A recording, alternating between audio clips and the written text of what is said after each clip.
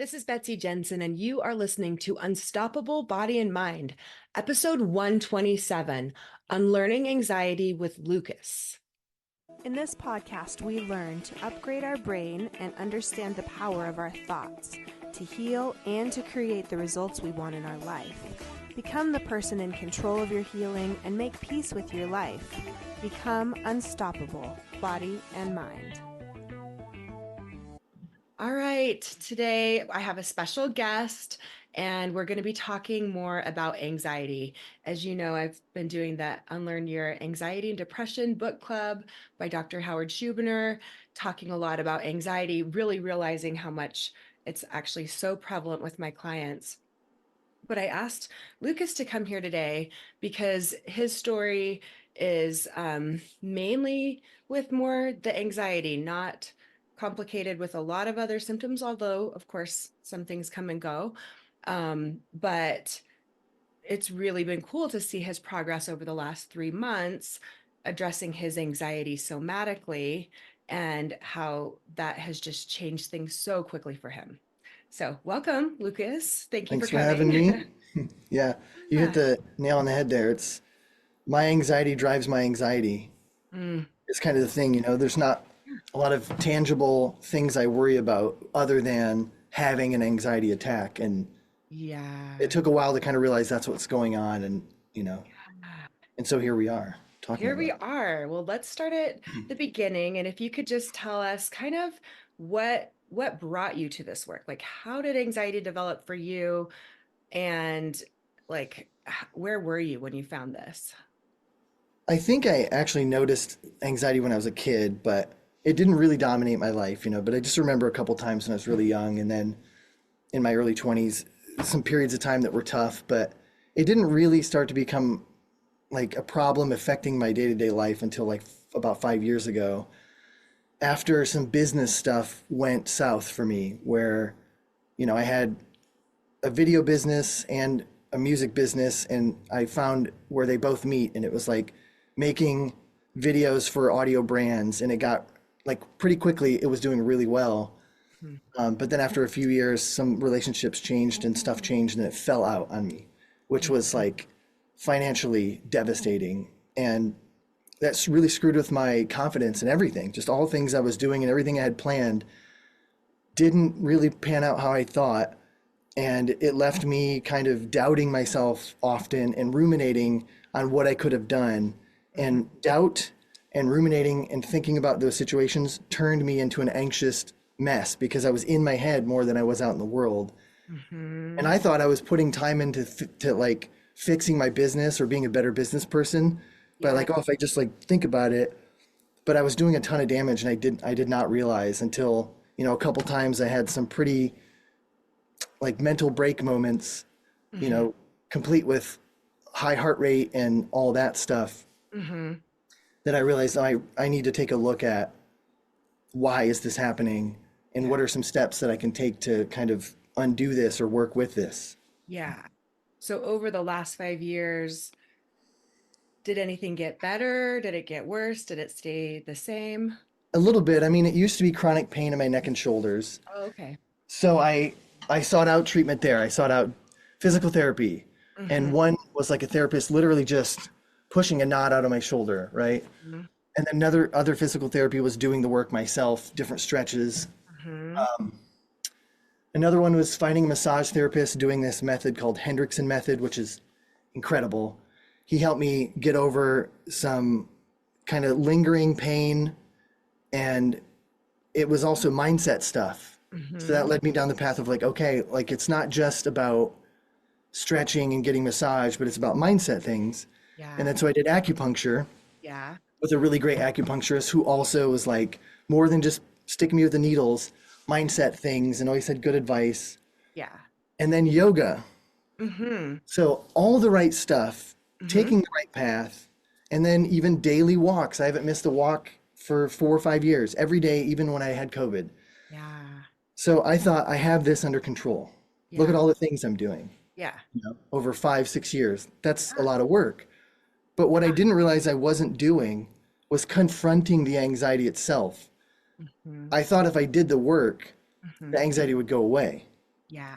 But it wasn't until my first sessions with you, after I had kind of a really tough December, the beginning or end of the year, we got together and did some sessions, Yeah. and you taught me how to confront it and breathe through those feelings. And in talking to you, it was pretty easy to bring back that adrenaline and cortisol rush and that tension that I get. Yeah. And then we get into the comfortable state and do the somatic work to acknowledge it's there, Hmm. kind of diminish how much it can like dominate your body. Yeah. That's the biggest one. So Yeah. I remember one of our first sessions, you saying something like, I just want to not mm, feel that at all, right? Like, I yeah, just want to be able to go out because you were at the point where, like, even going out to the store was stressful and, right, getting at kind of times, yeah, it would get progressively me. secluded. And so that idea of like, okay, if I do the work right, then I won't have a symptom. And that trips people up in their healing if they're thinking that when they have a symptom, it means they're doing it wrong. Because Yeah. like you could Yes. still have a symptom. Now I could still have symptoms. I still do have symptoms. Yes. It means Yeah. our body is giving us feedback. So when we interpret it as, we're doing it wrong and I need to never have anxiety, that actually perpetuates more anxiety. Yeah. Well, so the other day I was taking a walk thinking about doing this podcast and thinking like everything I just said, how I identified it and I had all these things I was doing right to like work on my anxiety, but what was I not doing? And what did that keep me from? Yeah. And so I wrote down five things. I wrote down one was identify, which I did. Two, Identify, just elaborate just a little bit on oh, that. sorry. So one was identify there's an issue and identify that you have anxiety. Yeah. So I did that.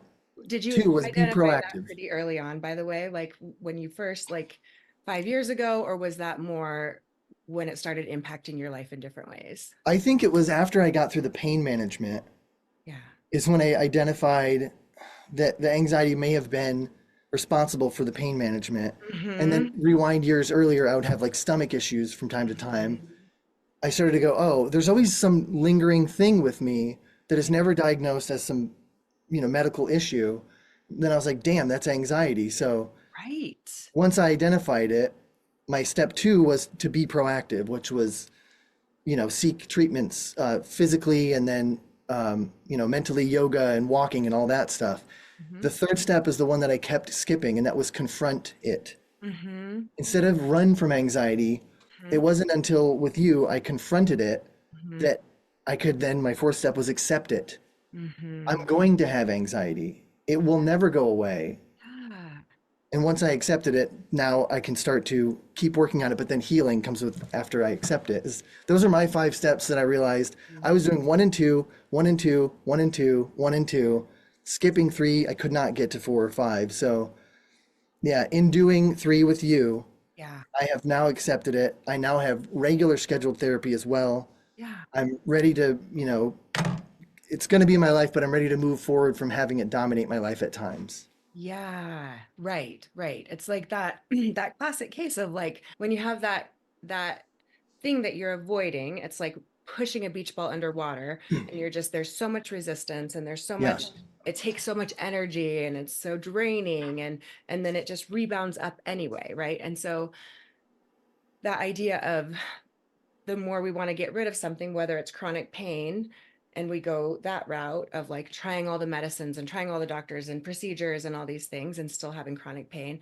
Or Yeah. what happens, I had forgotten about the neck pain because we didn't, like I didn't treat Yeah. you with that symptom, but that makes sense actually. I see a lot of people whose chronic pain symptoms decrease and then anxiety comes up. It's like it's like a whack-a-mole. It's just like Yeah. Yeah. one Totally. goes down, another one comes up. And so then anxiety, like you alluded to earlier, kind of makes you feel like you're doing something and it makes you feel like you're productive and you're doing stuff for your business or you're right, like you're thinking about things, you're solving problems, but you're really like ruminating and Hmm. right.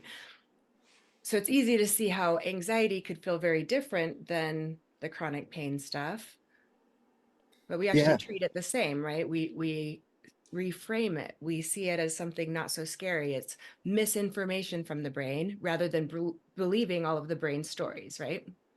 Yeah. That's a big one too. Yeah. The anxiety staying busy thing. I used to think when I was doing well with the business and all the things I'm doing, music and video and all this stuff, um, I was starting to have anxiety, but everything was good. I was, making more every year and new doors are opening.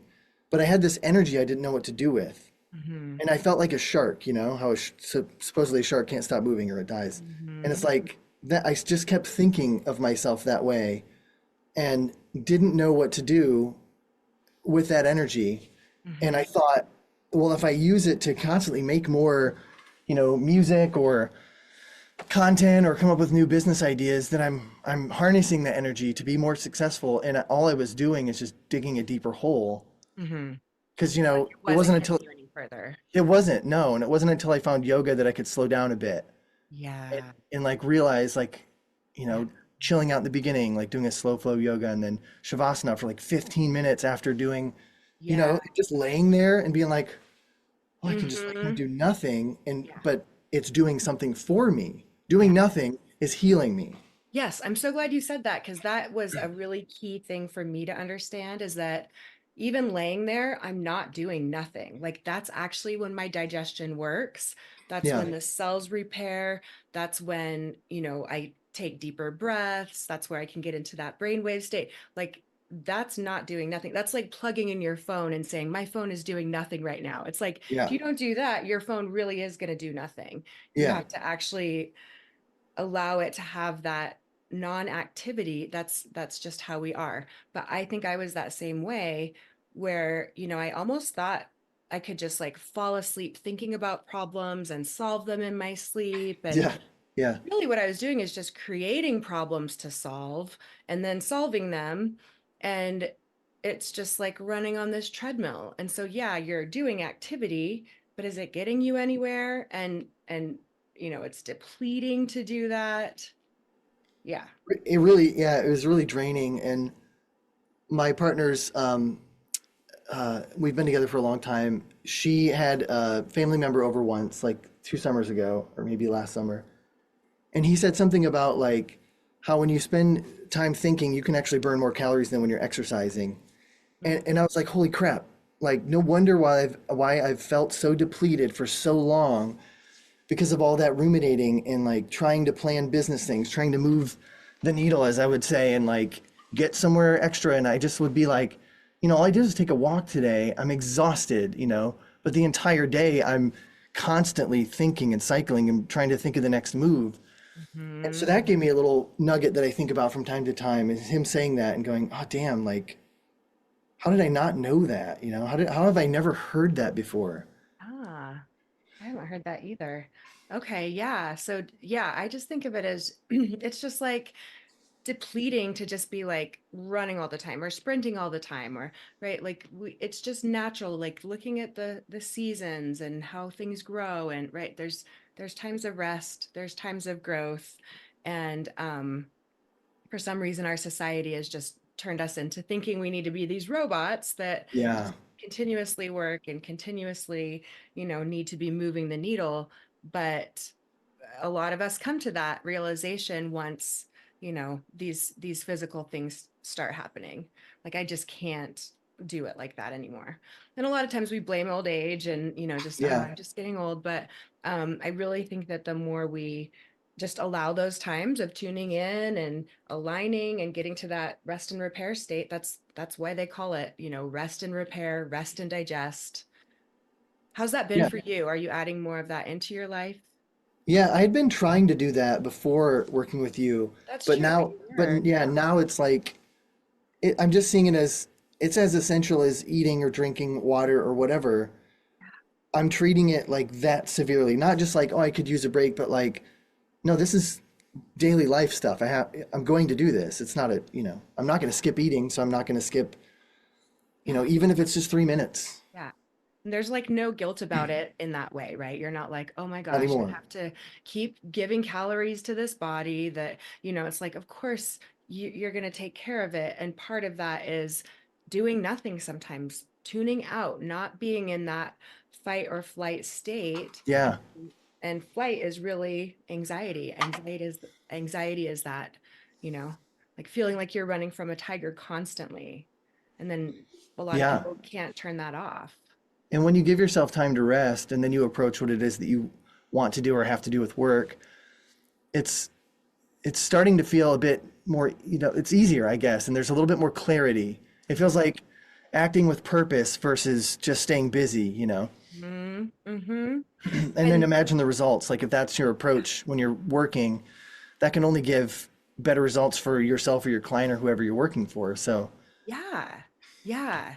Like I was thinking of that story you told about going to the music shop. Do you mind if you tell that story or if I tell it? Like yeah, about go how ahead. Yeah. present. This is how I interpreted it. So Sure. feel Yeah. free to add.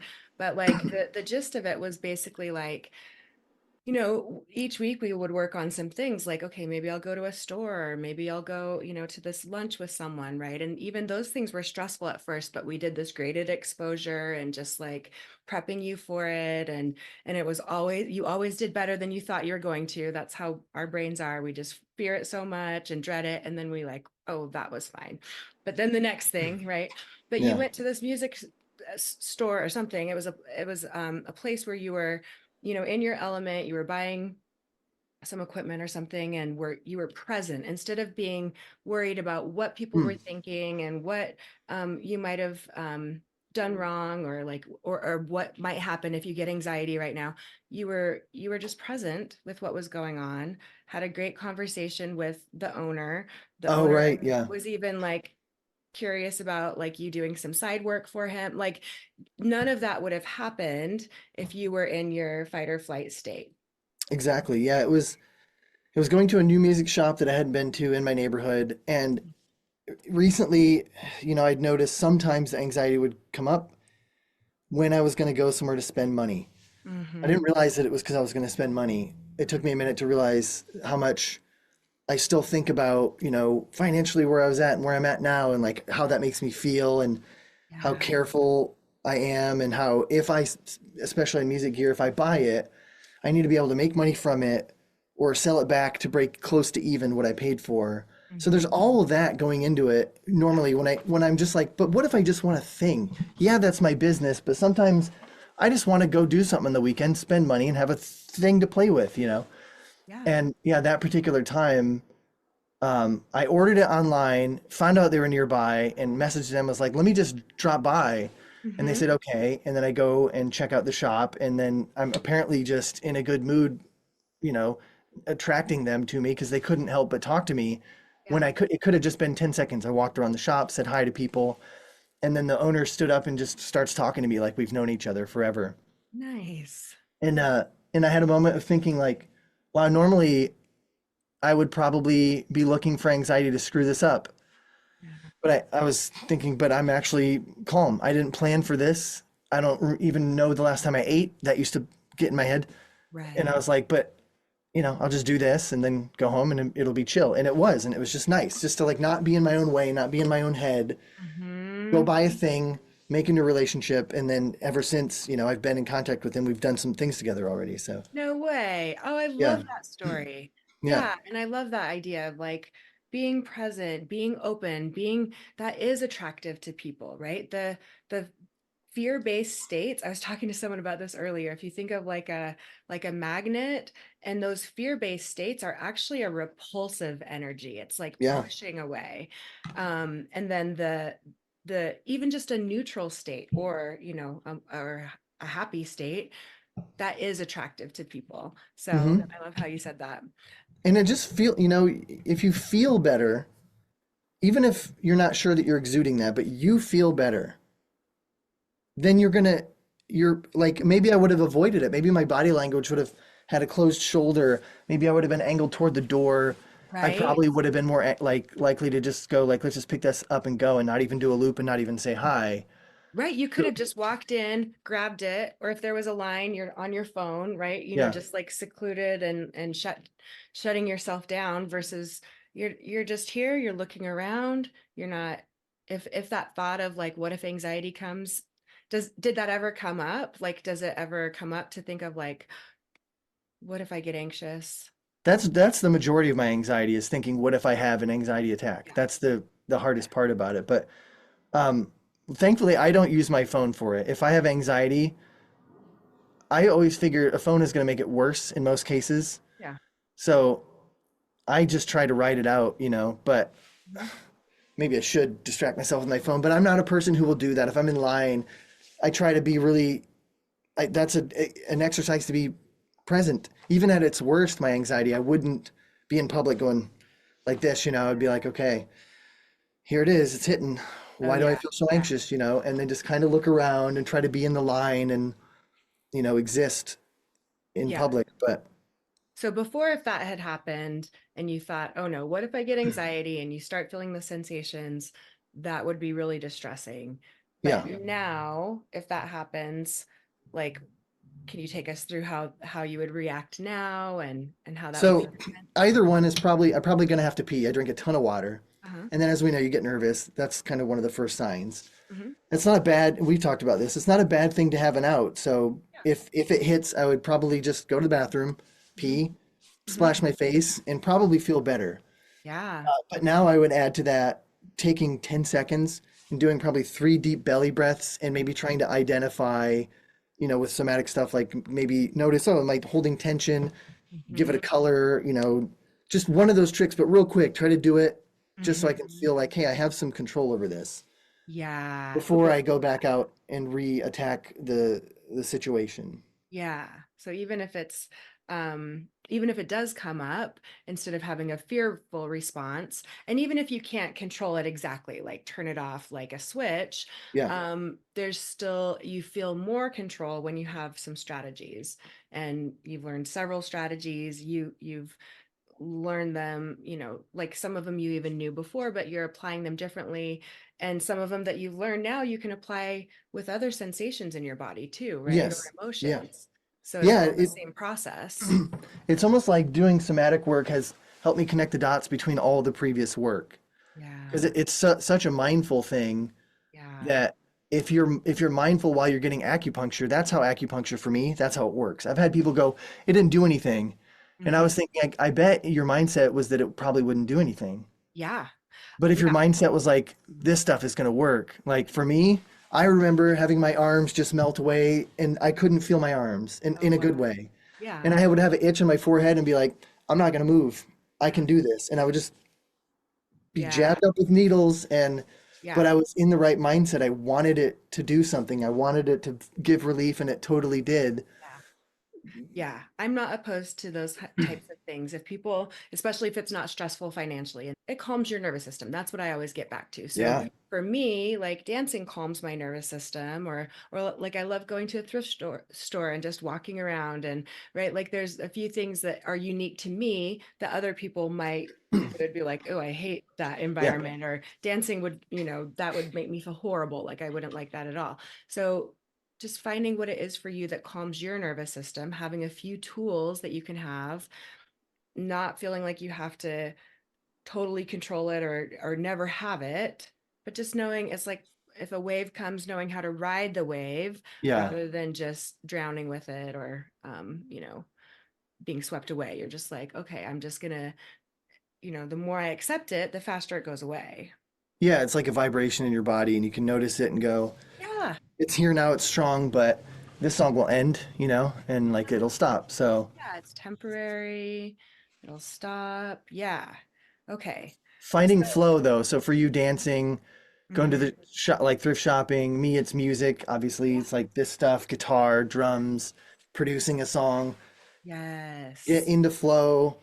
A video game too. I ignored those for years because I felt guilty because I'm not gonna get anywhere career-wise with video games, which isn't totally true because I make music and there's music in games. But anyway, it wasn't until I brought them back into my life that I gave myself some more downtime to Hmm. just like not just mindlessly watch TV or something, which is fine too, Yeah, but I've to started to keep do that. Actually, yeah, I'm like, yay, I can yeah. finally mindlessly watch Look, TV a little I bit. like that too. Give me, good show or like binge Yeah. it Fargo or something like which I Yeah. recently did.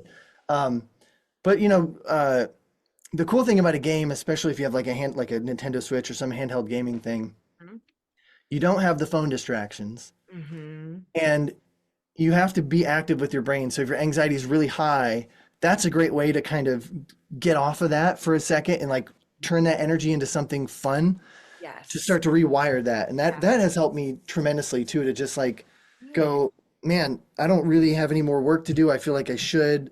I want to do something. Oh, play a game for a few and then Yeah. take a walk and then you've Yeah. like hit a reset button. Yeah. And I Flow. It's all always about say, flow. yeah, it's like less about what exactly it is you're doing, but more about how you're feeling about it, right? So if it was Yeah, sure.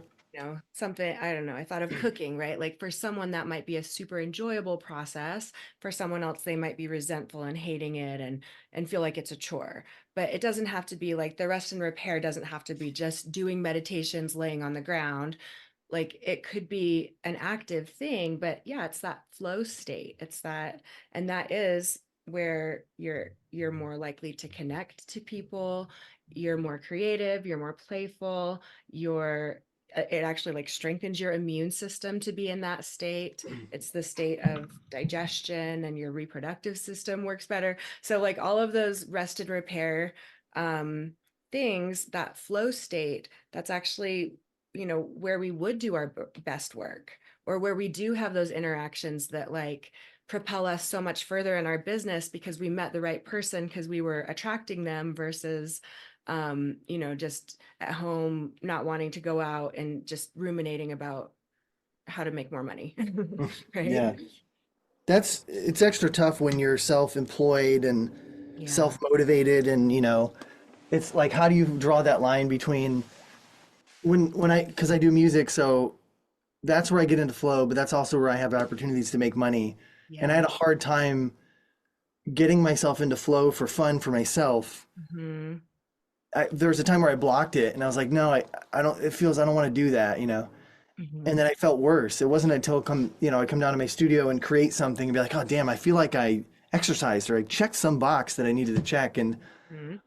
now I know that. And now I'm like going, I can't not play music and I can't let career or money get in the way of doing that because that's just been a part of me since my teenage years. And that's how I deal with stress and anxiety in life in general is like make some music, play some music. Hmm. Yeah, I love that. Definitely anything that you do in that flow state, it's like charging the batteries or it's like building more energy, right? So it's not a waste No, to have fun or to do things for yourself or to have that self-care and be creative with it, right? It doesn't have to be going to get a massage and a bubble bath and a pedicure for self-care. Like it can be the things that light you up, right? The yeah. things that feel timeless, the things that um it you feel more energized afterwards instead of depleted. I think cooking's a good one if you can find it. Some people maybe they'll never find it, but I've been on both sides of that coin Same. where, it's been like, oh, I'm just too busy. I can't be bothered making food. What am I doing? This is such a waste of my time. To Hmm. now I try to go like, I don't even have to be like super chef dude. It's like, let me just make something, but at least give a damn with the ingredients that I have and like just enjoy the process of making it because then I get to eat it. And that's it, just be like, I have to do it anyway. And this is kind of Yeah. a pass Yeah. from the boss to like take your time and make your food, dude, like enjoy it. And Yeah. that's helpful because you're going to do it every day, most Yeah. of us. Yeah. So that's another, just take a moment and be like, well, I'm making breakfast right now and I'm going to take my time scrambling my eggs and enjoy Mhm. brewing my coffee the way I like it. And, Yeah. and then, then have it and Yeah. work will be there when I'm done. Yeah. It's like checking in with the present moment. And you could do that with any of those daily activities that you do, like brushing your teeth. I've heard of that too. Those 2 minutes that you brush your teeth, just be mindful, feel your feet on the floor, feel the air against your skin, feel your clothes against your skin, look around the room, right? Just like reminding yourself what's going on in the present moment because our brains have so much of a tendency to be in the future or the past. And that's, Hmm. the future is really where anxiety is. The past is usually where depression is. So being in the present moment, I love that idea of just like taking an activity you normally do anyway. And because the more we can simplify it, the more effective it will be, right? Like having an elaborate 2-hour morning routine so that we can feel less anxiety Yeah. versus being able to like throw some things in here or there and just be mindful more of the time of things we're already doing. The brushing the teeth one, you've said to me, and I do that now more often. Like, Yeah, good. you Yeah. know, I brush like 3 or 4 times a day, which, you know, maybe is close to too much, but I'm like, I'm impressed. yeah, it's, you know, I work from home, and you know, the bedroom's on the third floor, but there's a bathroom on the second floor, and so if I have a smoothie, once I'm done, I like to brush the stuff off, you know, or coffee. My dentist would love you. Yeah. Well, I haven't been to the dentist in a long time too, so that's part of it, preventative Mm, care. But um, so I'm doing it 3, 4 times, maybe 5 times a day. I'm mhm. trying to like just go a little slower, which is Yeah. going to be a better job anyway, and just kind of think about what I'm doing and where are the bristles touching in my mouth, to Hmm. just another way to like be present and take a break from whatever it was I was doing, which is probably work. Yeah. Go up, you know, finish my snack, get some water, brush my teeth, whatever, and use those little teeth brushy moments as other little 2 minute Yeah. unwind, decompress kind of I things. love it. Yeah, I love that. And I love the like 3 belly breaths. I mean, I love that idea of just like make it more manageable and then just try to kind of weave that into your lifestyle more and more, like just change Yeah. the lifestyle habits to include those micro relaxations. And then if the anxiety does come up, it's addressing it the same way we do with chronic pain. It's not fearing it, it's turning towards it, it's being curious with it, right? Anything else that Yeah. you've learned with the you called it like the confronting it, which Yeah. people might be like, what do you mean by confronting it? Like, what did you get So the most from it that part was of it? when we did the somatic, and one of the first sessions, you know, it's like find that tension in your body Mm-hmm. and then like breathe into it and all that, and then it moves. Mm-hmm. Like that awareness of like, oh damn, if that can move, Mm-hmm. isn't that the same thing that my anxiety is? It's like this moving target that shows up in different ways. Right. So, and I would try to hide from that. Mm-hmm. So instead of hiding from it, I'm trying to do practices like when I go to my favorite park and sit in the grass and take my shoes off and ground and stare up at a tree. I would do that, but I wouldn't want to think about the things that made me anxious. Mm-hmm. Now I'm dropping little bits in. I'll just take a little bit of pepper in my scrambled eggs and be like, you feel really good right now, but what is it that makes it when you don't feel good? Let's go there for a second, you know? And then try to invoke just a little bit, but don't let it ruin my day. But I'm Mm-hmm. doing that more now, is like exposure therapy out in the wild. Next time I'm at a music shop, I'm gonna go like, who cares that you're spending money? You know, don't let the anxiety tell you you shouldn't do this. Like you didn't make that much or whatever. Yeah. Instead of going like, don't think about it, don't think about it, don't think about it. Because if you're saying that, what are you gonna do? You're gonna think about it. You're gonna be anxious. So, you know, it's those things. And then the other one is when you try to do breath work and your anxiety is at its worst, it's Mm-hmm. hard to do. You literally don't Good want to do point. it because you're Yeah, like, that's a good I'm gonna point. swear, you're like, fuck this, I can't do this, right? Yeah. And even if I'm anxious and I'm at a restaurant and I go to the bathroom and take 3 belly breaths, they're not really great breaths. They're not very good at all, honestly. Yeah. But it's the fact that I'm trying Yeah. when it's at its worst Yeah. that reminds me I have a little bit of control here. And then the next time it's easier, or when the Mhm. anxiety's not as bad, it's like, "Pff, this is easy," and then it just melts away. But when Mhm. it's really bad, I'm fully aware that it's probably not going to net the results that I really want. Mhm. But it is a little bit, you know. But Yeah. anxiety is going to tell you this won't work. You can't do this. This isn't going to be helpful. Yeah. Just tell anxiety, middle fingers, I got to do it, man. I got to do it. I got to breathe and accept that maybe it won't be the most replenishing breath, and you're not going to go back to the meeting and feel 100%, but you're not going to feel as bad as you were when you went in. Yeah. Exactly. Yeah. It's just like you're riding that wave and it's Yeah. temporary and it's going to end. But if you're trying to squash it down, it's like pushing down that beach ball and it's going to shoot Yeah. up and cause more problems. It's Yeah. yeah, it really truly is that. Like I just wish I would have had that clue 5 years ago, you know, like you Yeah. I can't just know. you can't squish it into the pool. It's gonna pop up, you know, and I wish more people knew how to manage anxiety this way, because it's so different than what we're taught. And same with even emotions. I have a lot of Yeah. people that are like, I never want to feel angry again. But how limiting in that is that in your life to think like a group of emotions I never ever want to feel again. And I'm going to make it bad, something bad about me if I feel it. I mean, the more we can just embrace these things. One last thing I really like is just to even just label it. Oh, this is Yeah. anxiety. This is Yeah. that tightness in my chest. Oh, this feels like, a bunch of butterflies swarming around, or whatever it is. Like, however you describe it, just even labeling it sometimes can be super helpful for me. It's helpful. And it's also helpful to remember that it's in small doses, it's necessary. If you Yeah, didn't know bad about it. when to flight, you might get hurt, you know? Right. Yeah. So Yeah. it's understanding like, well, it's hardwired in me. It's not, there's no way that I'm going to make it go away. And if I do, I'm probably addicted to drugs and other bad things are going to happen, right? You can't make it go away. You have to realize that it is hardwired for a reason. It's for survival. It's just we Yes. get so mixed up in when we feel like we need to survive and Mm-hmm. when we're actually surviving just fine. And Mm-hmm. that's the big one. And I think Yeah. once you kind of wrap your head around that, you can start to live with it Mm-hmm. and have it be there when it's supposed to be there, you Yeah. know?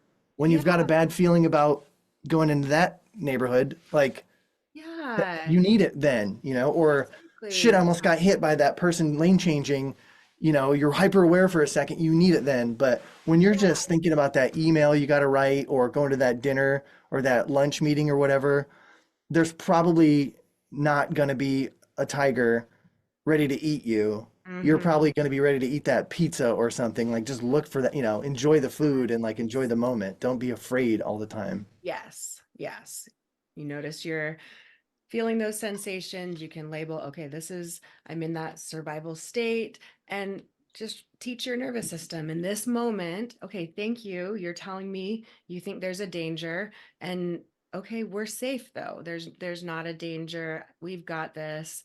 And then maybe use some somatic techniques or or sometimes some reframing, but you're Yeah. usually not as logical then either, right? You can't really like talk yourself down, but as long as you have a few of those strategies and have that practice of, at least sometimes when it's more mild, you can practice it, a little easier.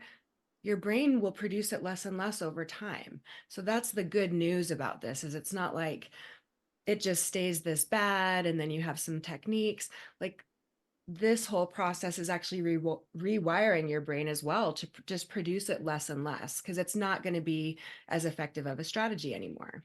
It's so true that, you said you have to teach your nervous system and you think like logically, but I know there's nothing wrong. Why, it doesn't matter. Like logic is gone. Yeah. Oh, If yeah. you're as far along as me, it's some pre-wired crap that you have to get back in there and make those new connections so that Hmm. your nervous system doesn't always jump back to the thing it's addicted to, which is cortisol and Hmm. adrenaline when it doesn't need it. And Yeah. so, and it takes time. That's the other thing is be patient Hmm. and have some compassion for yourself, which you've said, my Yes. therapist has said, and that one's like to really do it is really, it's kind of hard for some people. It Yeah. was for me. It's easy Yeah. to say it, but to feel it for yourself, Yeah. Yeah. super important in healing for sure. Absolutely. Yeah. Yeah. I think that's one of, like you said, the hardest things. And for some people, for me, it was. And also, of course, the most beneficial. But the just I feel like learning about the nervous system helped me be so much more compassionate with myself, because Yeah. then it doesn't seem as much like, like I'm, you know, hopeless and I'll never learn. It's like, okay, this nervous system is really just doing its best. It kind of has the mind of a elementary school kid or something. So Yeah. I just need to have it along for the ride and work with it and befriend it and understand it more. And Yeah. sometimes it's actually probably giving me some good information and I can learn from it. But most of the time, I'm more of that reparenting role of like, okay, you're safe. this new environment, of course it's scary to you, but sending an email is still a safe, like like Hmm. no tigers chasing you. So it's just like reteaching that nervous system in real time so that we can just keep evolving. That's a good way to frame it too. Of it, like I used to feel like so bad because why am I so anxious? Why can't I control it? And it's not. It isn't like there's some king mighty ruler. It is more like a child who's just confused. That Mhm. is like it's you, but Yeah. it's not really you. But you have it is. It's like your conscious mind is like Yeah. no, but I'm not that way. But if it's wired, if it's there, Right. accept it, hold the child's hand instead of like pushing it away. Don't think of it as, like I said, like the dominant king ruler of all things. It's not. It Mm-mm. just needs some nurturing and some care Yeah. and see it, look Yeah. at it and don't Yeah. avoid it. Look It's at it. there. Don't Yeah. avoid it. Don't push it away. Work with it.